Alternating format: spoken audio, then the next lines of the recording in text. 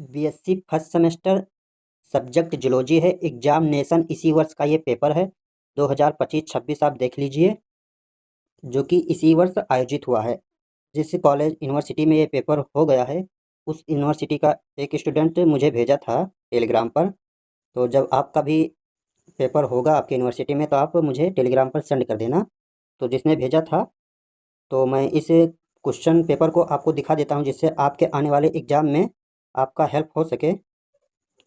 तो ये जिस यूनिवर्सिटी का पेपर है, उस यूनिवर्सिटी में जो जूलॉजी फर्स्ट सेमेस्टर में है, उस पेपर का टाइटल है cytology genetics and infection disease. अगर आपने यूनिवर्सिटी का ये पेपर का टाइटल ज़रूर देख लेना। और इस यूनिवर्सिटी में मैक्सिमम मार्क 75 नंबर का है। तो चलिए इसके सारे क्वेश्चन को देख लेते हैं, सर सेक्शन वाइज देखेंगे कि किस तरह से पूछा गया है और कौन कौन से क्वेश्चन पूछे जाते हैं जो इम्पोर्टेंट है हर सेमेस्टर में। तो आप इन क्वेश्चन को देखकर आइडिया ले सकते हैं।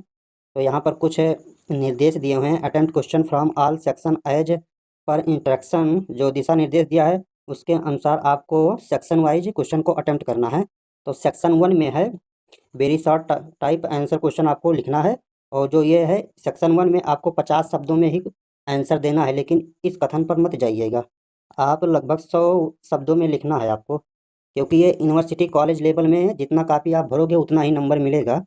मतलब क्वेश्चन जितने नंबर का रहेगा उतना ही नंबर मिलेगा, लेकिन कॉपी भरी रहेगी तो आपको फुल नंबर मिल जाएगा।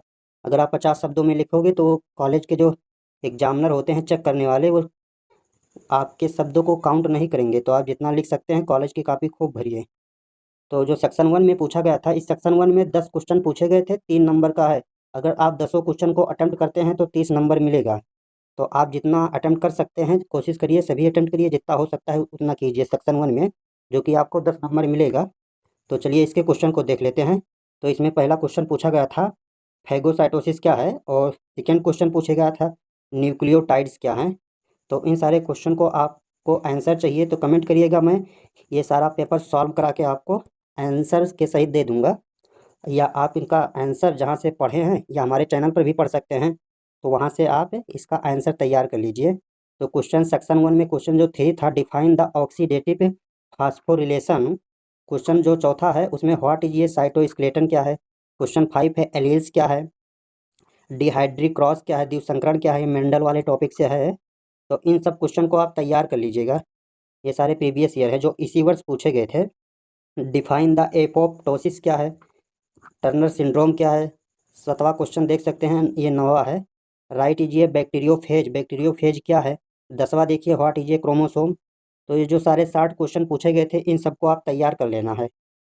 जब ये सब तैयार रहेगा, सारे क्वेश्चन को अटेम्प्ट करोगे तो आपको 30 नंबर मिल जाएगा। अब चलिए हम सेक्शन बी को देखते हैं, सेक्शन बी में किस तरह से क्वेश्चन पूछे जाते हैं। तो अटेम्प्ट एनी 3 क्वेश्चन, जो सेक्शन बी में है आपको 3 क्वेश्चन को अटेम्प्ट करना है। Give an answer of each question in about 200, 200 शब्दों में सेक्शन बी वाले क्वेश्चन को देना है, 200 शब्द में। लेकिन आप जितना कोशिश कर सकें लिखने का उतना लिखिए, 500 1000 शब्दों में।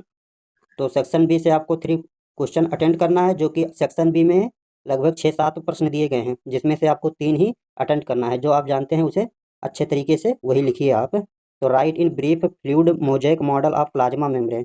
भाई आप इसको छोड़ नहीं सकते हैं। मैं जितने भी यूनिवर्सिटी का पेपर अभी तक प्रोवाइड किया है, मैंने सभी पेपर में ये जो प्लाज्मा मेम्ब्रेन है इसको देखा है। तो आप प्लाज्मा मेम्ब्रेन से जितने भी कॉन्सेप्ट हैं आप इसे छोड़ नहीं सकते हैं, तैयार कर लीजिए। और इसका 3D डायग्राम बनाना भी सीख लीजिए। नहीं जानते हैं तो कमेंट करिए, मैं 3D डायग्राम कैसे एग्जाम कॉपी में बनाया जाता है मैं बनाकर आपको दिखा दूंगा, जिससे आपको नंबर और मिलेगा। एक्सप्लेन इन ब्रीफ साइटोस्केलेटन, तो इसे भी तैयार कर लेना। लेकिन ये यूनिवर्सिटी में बहुत अच्छा है कि आपको अथवा करके क्वेश्चन ज़्यादा दे देते हैं, जो कि जिससे आप जो क्वेश्चन जानते हैं वही क्वेश्चन अटेम्प्ट करिए। Describe the structure function of ribosome. और जो 5वां क्वेश्चन है, describe the structure function of nucleus in eukaryotics. तो ये सारे क्वेश्चन को आप तैयार कर लीजिएगा। सेक्शन बी में तो आपको बहुत बेनिफिट मिलेगा, क्योंकि यहाँ पर क्वेश्चन की संख्या बहुत ज़्यादा है और आपको लिखना सिर्फ 3 क्वेश्चन है। Explain the process of the meiosis. 7वां क्वेश्चन है describe cell cell interaction, also explain cell adhesion of molecules. 8वां क्वेश्चन देख लीजिए, एक्सप्लेन द पेडिग्री एनालिसिस। तो ये सारे क्वेश्चन आप तैयार कर लीजिए, आपके आने वाले एग्जाम में आपको बेनिफिट प्रोवाइड करेगा। Give an account of law of segregation, जो पृथक्करण का नियम है मेंडल वाले टॉपिक से, वहीं से क्वेश्चन आया हुआ है, तो आप इन सारे को तैयार कर लीजिए। अब हम चलिए सेक्शन सी को देखते हैं। सेक्शन सी में attempt any one question. Section C में आपको एक ही क्वेश्चन को अटेम्प्ट करना है। Give answer of each question in about 500। आपको 500 शब्दों में इसे लिखना है सेक्शन सी में। और सेक्शन सी में जब आप एक क्वेश्चन अटेम्प्ट करेंगे डिटेल में, तो आपको 15 नंबर मिलेगा। और सेक्शन सी में आपको 4-5 क्वेश्चन दिए गए हैं, 4 क्वेश्चन दिए गए हैं। तो आप जो जानते हैं उसी को अटेम्प्ट करिए और जो नहीं जानते उसे छोड़ दीजिए, जिससे आपको 15 नंबर फुल मार्क्स मिल जाए। तो describe the mechanism of law independent assortment. जो ये स्वतंत्र वर्गीकरण के नियम की विधि का वर्णन कीजिए। ये मेंडल वाला टॉपिक भी बहुत इंपॉर्टेंट है। Describe the cycle of the pathogenicity of Wuchereria. एक क्लियर दिख नहीं रहा है तो आप इसे तैयार कर लेना। बाउचेरिया के जीवन चक्र और रोग जनकता का वर्णन कीजिए। तो ये क्लियर है, इसका फ़ोटो खींचकर मुझे क्लियर नहीं भेजा गया था, तो आप इन सारे क्वेश्चन को तैयार कर लेना। जो ये 12वां क्वेश्चन है 12 नंबर पर, व्हाट इज ये cellular respiration explain about oxidative phosphorylation. ये कोशिकीय श्वसन क्या है, ऑक्सीडेटिव फास्फोरिलेशन की व्याख्या कीजिए।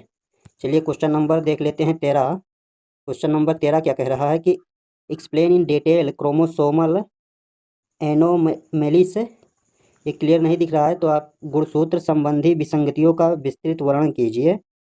तो ये 2026 से 25-26 में पूछा गया था, जो कि इसी वर्ष का पेपर है। कुछ देखो, ये सारे यूनिवर्सिटी पर डिपेंड करता है कौन सा यूनिवर्सिटी का पेपर कराता है। कुछ यूनिवर्सिटी हैं जो पहले पेपर करा लेते हैं और कुछ यूनिवर्सिटी लेट में कराते हैं। तो ये 2025-26 का है, यूनिवर्सिटी में पेपर हो गया। आपके भी यूनिवर्सिटी में पेपर होने वाला ही होगा, लगभग 1-2 महीने, 1 महीने में तो करा लिया जाएगा। कुछ यूनिवर्सिटी बाद में कराते हैं।